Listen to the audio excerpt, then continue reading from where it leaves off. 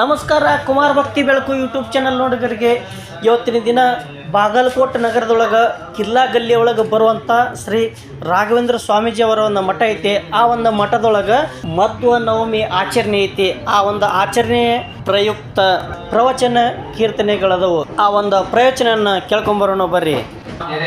ಈ ಕಡೆ ಬೇರೆ ಪದ್ಧತಿ ಇದೆ.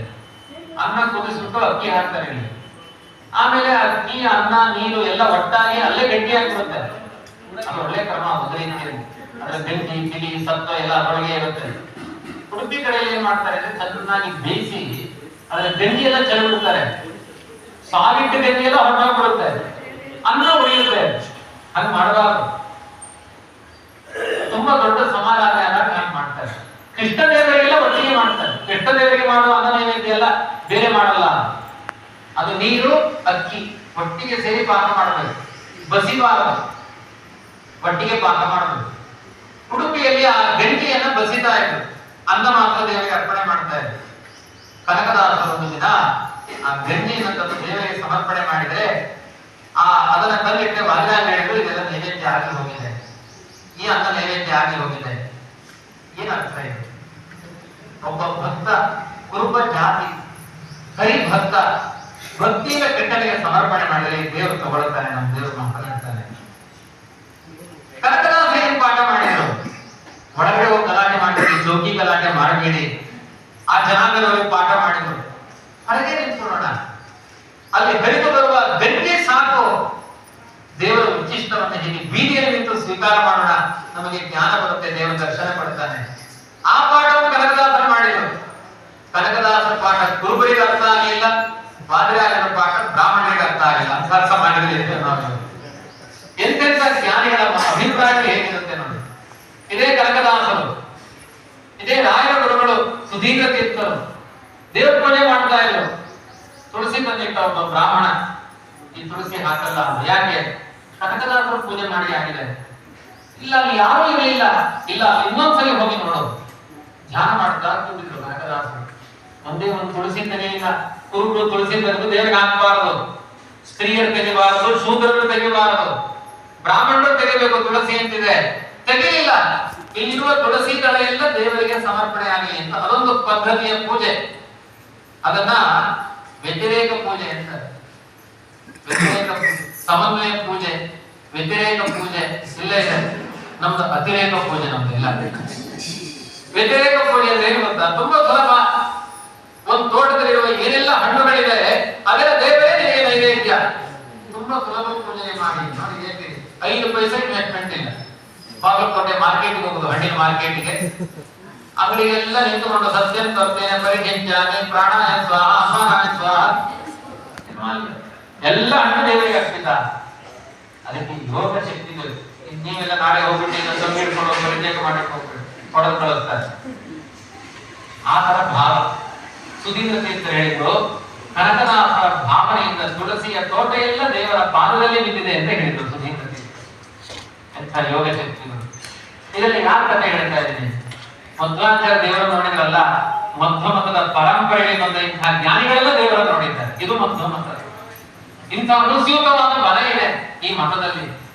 ಇದನ್ನೇ ಹೇಳ್ತಾರೆ ಮಧ್ವಾಚಾರ್ಯರು. ನನ್ನ ಶಿಷ್ಯರಿಗೆಲ್ಲ ಇದೇ ಪಾಠ, ಕೊನೆಯ ಪಂಕ್ತಿಯಲ್ಲಿರುವ ಶಿಷ್ಯರಿಗೂ ಇದೇ ಪಾಠ.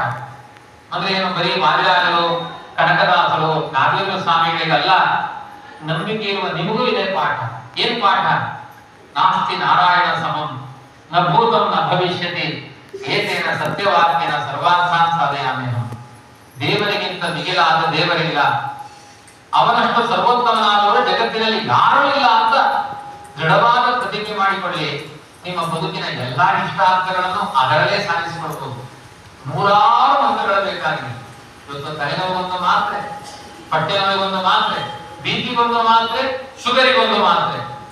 ಕೆಲವೊಂದು ಫಲಾರ ಪೂಜೆ ಮಾತ್ರೆಯಲ್ಲೇ ನಡೆಯುತ್ತೆ. ಕೊನೆಗೆ ಅಲೋಪತಿ ಮಾತ್ರೆ, ವೈಕುಂಠ ಯಾತ್ರೆ, ಅದೇ ದೊಡ್ಡ ಜಾತ್ರೆ. ಹಿಂಗೆ ಬದುಕು ಹೋಗುತ್ತೆ. ಆದ್ರೆ ಮಧ್ವಾಚಾರ್ಯ ಹೇಳ್ತಾರೆ, ಇದು ಯಾರು ಬೇಡ. ನಿಮಗೆ ನಂಬಿಕೆ ದೃಢವಾಗಿದ್ದರೆ ನಾಸ್ತಿ ನಾರಾಯಣ ಸಮಂ. ಹೇಳ್ಕೊಟ್ರಲ್ಲ ರಾಘವೇಂದ್ರ ಸ್ವಾಮಿಗಳು, ಇಂದು ಎನಗೆ ಗೋವಿಂದ. ಅದು ಅವತ್ತಲ್ಲ, ಇಂದು ಎನಗೆ ಗೋವಿಂದ. Present continuous tense. ಅದು ನಿಂತೇ ಇಲ್ಲ. ನಿತ್ಯ ನಮಗೆ ಆ ಗೋವಿಂದನ ಬಂದದ್ದೆಲ್ಲ ಬರಲಿ, ಗೋವಿಂದನ ದಯೆ ಬಂದಿರಲಿ. ನಂಬಿಕೆಟ್ಟವರಿಲ್ಲವೋ ರಂಗಯ್ಯನ, ನಂಬದೆ ಕೆಟ್ಟರೆ ಕೆಡಲಿ. ಅತಿಯಾದ ದೃಢವಾದ ವಿಶ್ವಾಸ, ದೇವರಲ್ಲಿ ಅತಿಯಾದ ನಂಬಿಕೆಯನ್ನು ಹುಟ್ಟಿಸುವ ಏಕೈಕ ಭಕ್ತಿ ಸಿದ್ಧಾಂತ ಆಚಾರ್ಯರ ಸಿದ್ಧಾಂತ.